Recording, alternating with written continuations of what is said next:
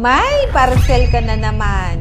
Ang tigas ng ulo. May Shopee delivery ka na naman. Kilala ka na ng rider. Araw-araw ka ba namang may delivery? Pero kapag kumatok na yung pinagkakautangan mo, kulang na lang sumiksi ka sa cabinet para makapagtago ka lang. Ipapasabi mo pa na wala ka sa bahay. Na umalis ka kamo. Sis, tama ba yan? Pagdating sa pormahan, magaling ka. Iniisip mo ba kung saan nanggaling yung pinang-shopping mo? Iniisip mo ba ang pangangailangan ng taong pinagkautangan mo? Sarili mo lang kasi ang iniisip mo. Bayad-bayad din pag may time. Sira na yung tiwala ng mga tao sa'yo. Dahil magaling kang umutang. Pero mas magaling kang magtago pag singilan na. Sis, delivery rider lang yata ang hindi mo natataguan. Tama ka na sis. Unahin mo munang bayaran ang utang mo bago ka mag-scroll sa Shopee.